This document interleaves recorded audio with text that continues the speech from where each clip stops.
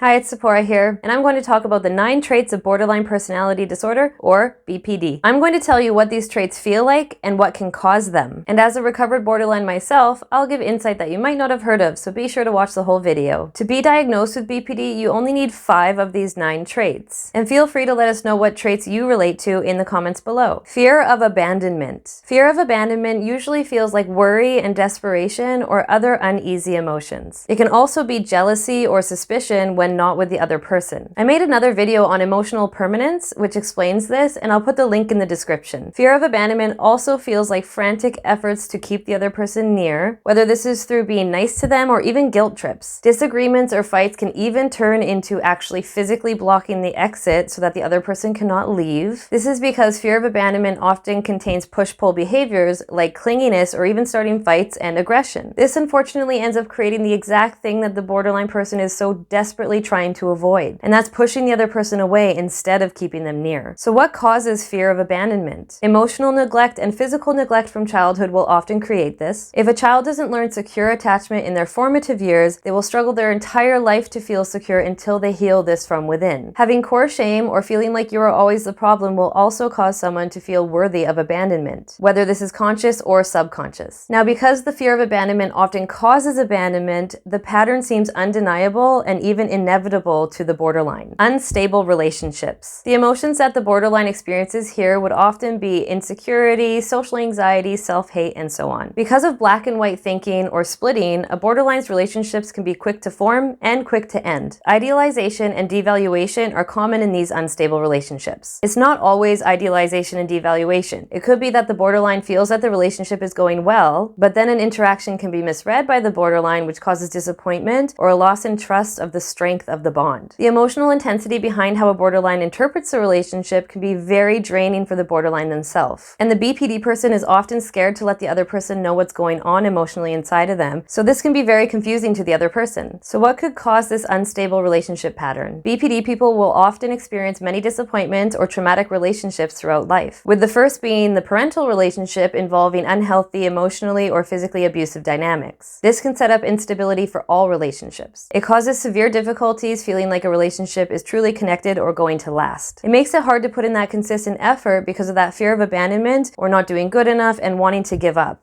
There's a very loud yet subconscious message that says it's better and safer to be alone. Unclear or shifting self-image. An unstable self-image can cause the emotions of insecurity, feeling unwanted, uneasy, hopeless, and many others. It's an uncomfortable feeling like you can't quite fit in anywhere. At the same time, many borderlines also feel like they can fit in like chameleons. An unclear self-image also causes people-pleasing or self-doubt in asserting boundaries. The self-view and self-confidence can change very quickly. One day or one moment you might feel good about yourself, and another moment you might feel like you don't want to exist. A BPD person's passions, interests, and hobbies can also change quite frequently because of this unstable sense of self or confidence in their abilities. So what causes an unclear or shifting self-image? If you were told by parental figures that you're too much, too emotional, overreacting, or that your emotional responses aren't valid, you will not feel comfortable or stable in who you are. BPD is also called EUPD, which is emotionally unstable personality disorder. So the BPD person is often told that their emotions need to be controlled